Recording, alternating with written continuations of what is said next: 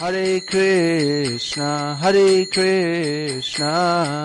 Krishna Krishna, Hare Hare, Hare Rama, Rama Rama, Hare Hare. From Ramananda Gauradas, subject greeting with Hare Krishna.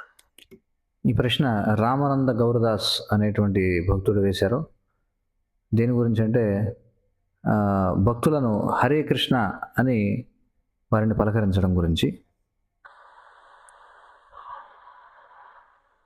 In one of Maharaj's answers, he mentioned that it's not respectful to begin a letter with Hare Krishna or Hare Bol when it is addressed to seniors. అతను ఏమని రాశాడంటే, మహారాజు వారు ఇచ్చినటువంటి ఒక సమాధానంలో ఆయన ఏమని ప్రస్తావించారంటే, పెద్దలకు మనం లేఖ రాస్తున్నప్పుడు వారిని మొట్టమొదట హరే కృష్ణ అని కానీ లేదా హరిబోల్ అని కానీ సంబోధించడం అనేది మర్యాదపూర్వకంగా ఉండదు అని చెప్పి అన్నారు. Will this be applicable when physically addressing while showing pranam? మరి ఇది వ్యక్తిగతంగా పెద్దవారిని మనం కలుసుకున్నప్పుడు కూడా వర్తిస్తుందా? అంటే మనం ప్రణామం చేసినప్పుడు కూడా వర్తిస్తుందా? We just need to show pranam and wait until senior devotee says Hare Krishna and then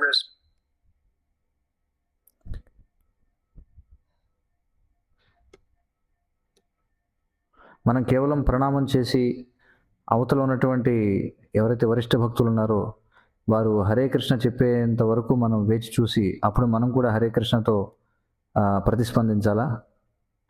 Hare Krishna.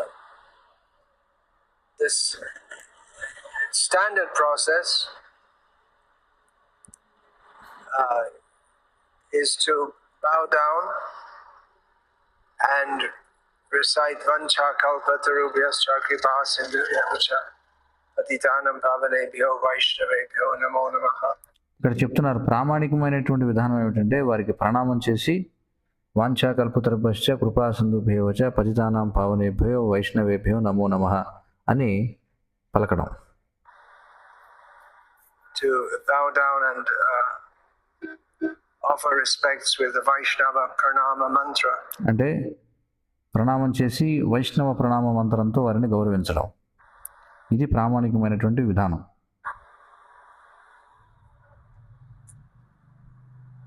Then another question from Ramananda Gaur. మరొక ప్రశ్న రామానంద గౌర నుండి, Do we only do Dandavat for a Diksha Guru and not other gurus or sannyasis in the temple hall in front of Srila Prabhupada or the deities?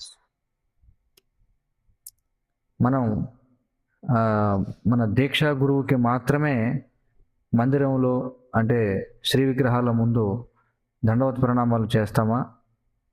ఇతర గురువులకు మనం చేయమా? లేదా ఇతర గురువులకు సన్యాసులకు మనం మందిరంలో శ్రీ విగ్రహాలకు ముందు దండవత్ ప్రణామాలు చేయకూడదా అని అడుగుతున్నారు.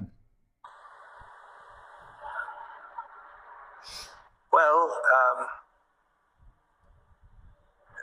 according to the teachings of Shastras we received from Srila Prabhupada, Srila ప్రభుపాదుల వారి నుండి మనం పొందినటువంటి శాస్త్రాల నుండి అంటే వాటి యొక్క బోధనల నుండి మనం చూస్తే we may not do even for a Diksha Guru in front of the deities, but మనం చివరికి మన దీక్షా గురువు కూడా శ్రీ విగ్రహాల ముందు ప్రణామం చేయకూడదు.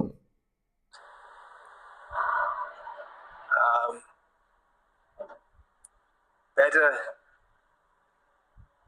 you can do before he goes in the temple. దానికంటే మేలైన పని ఏమిటంటే మీ గురువు మందిరంలోకి ప్రవేశించక ముందే, అంటే ఆ వరిష్ఠ వైష్ణవులు ఎవరైతే ఉన్నారో వారు మందిరంలోకి ప్రవేశించక ముందే వారికి ప్రణామాలు చేయడం అనేది మేలు. You can offer obeisance, or if you're in the temple and he comes in, then you may do from the. I mean, people do it all the time. కానీ మరి మీరు మందిరంలో ఉన్నప్పుడు ఆయన మందిరంలోకి వచ్చారనుకోండి, అప్పుడు మీరు చేయొచ్చేమో. ఎందుకంటే సాధారణంగా చూస్తుంటాం జనులు ఎల్లప్పుడూ గురువు కానీ సన్యాసి కానీ మందిరంలోకి రాగానే శ్రీ విగ్రహాల ముందే అందరూ కూడా ప్రణామాలు చేస్తూ ఉంటారు.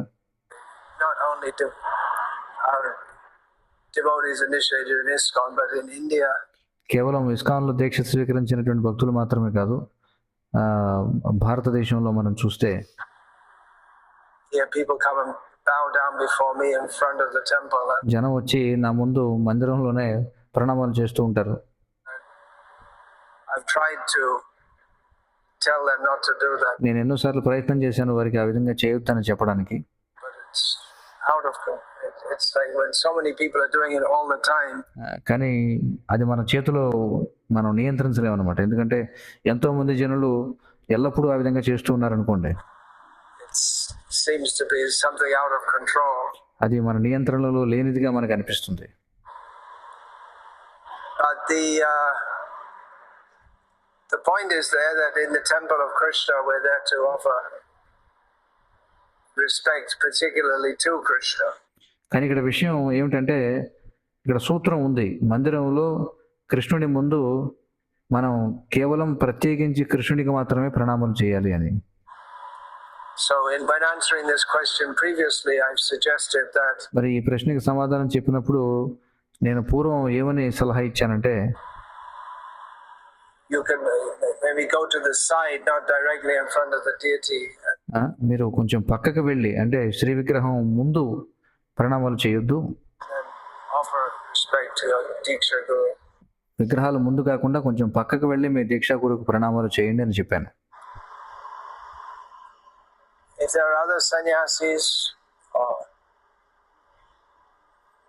persons who you consider to be a guru, ఒకవేళ ఇతర సన్యాసులు లేకపోతే మీరు గురువుగా పరిగణించేటువంటి ఇతర వ్యక్తులు ఉన్నట్లయితే మందిరంలో, who enters the temple when you're there, you could deal accordingly also. మరి మీరు మందిరంలో ఉండగానే వాళ్ళు కనుక మందిరంలోకి ప్రవేశించారనుకోండి, మీరు తదనుగుణంగా వ్యవహరించవచ్చు. One is enjoined to show respect to all seniors, మరి వ్యక్తి వరిష్ఠులైనటువంటి వారందరికీ కూడా గౌరవాన్ని చూపాలి. but there is a graduation also of respect. అదేవిధంగా అదే సమయంలో ఈ గౌరవాన్ని ఇవ్వడం వల్ల కూడా కొన్ని స్థాయిలు కూడా ఉంటాయి. Shokale shaman karite shokati deho nata jata jata. Bhaktivinoda Thakur prays to his guru to be awarded the ability to offer respect to all. Bhaktinath Thakur వారు ఏమని ప్రార్థన చేస్తారంటే, తన గురువుకి అందరికీ కూడా గౌరవాన్ని ఇవ్వగలిగేటువంటి సామర్థ్యాన్ని ఇవ్వమని అడుగుతారు ఆయన. Jata jata means according to their status. అంటే జత జత అని చెప్పంటారు, అంటే వారి వారి యొక్క స్థాయిలను బట్టి అని. Chaitanya Mahaprabhu has recommended that we can offer respect even to the tiny creatures like ants. Chaitanya Mahaprabhu ఏమని సలహా ఇచ్చారంటే, మనం చీమల లాంటి సూక్ష్మమైనటువంటి జీవులకు కూడా మనం గౌరవాన్ని ఇవ్వచ్చు అని అన్నారు. But the way that we do so will be different to the way we do so toward a Vaishnava or a senior Vaishnava. కానీ ఆ విధంగా చీమల లాంటి సూక్ష్మమైనటువంటి జీవులకు మనం ఇచ్చే గౌరవం, అది వైష్ణవులకు లేదా వరిష్ఠ వైష్ణవులకు మనం గౌరవం ఇచ్చేటువంటి విధానం ఏదైతుందో దానికి భిన్నంగా ఉంటుంది. So it may depend also upon our feelings to if toward that Vaishnava. అలాగే అది ఆ ఫలానా వైష్ణవుని పట్ల మనకు ఉన్నటువంటి భావాలు ఏవైతే ఉన్నాయో వాటిపైన కూడా ఆధారపడి ఉంటుంది, వారికి ఎలా మనం గౌరవిస్తాం అనేది. Particularly someone we have much respect for. Generally,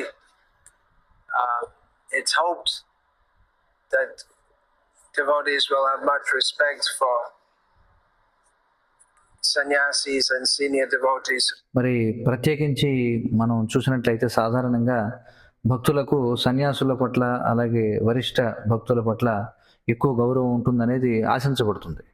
They may wish to offer respect to them in the same way as they do even to their own initiating guru. కాబట్టి తమ యొక్క స్వంత దీక్షా గురువుకి ఏ విధంగా అయితే వారు గౌరవాన్ని ఇస్తారో అదే విధంగా వాళ్ళు ఇతర వైష్ణవులకు వరిష్ఠ భక్తులు కూడా గౌరవాన్ని ఇవ్వాలని అనుకుంటారు.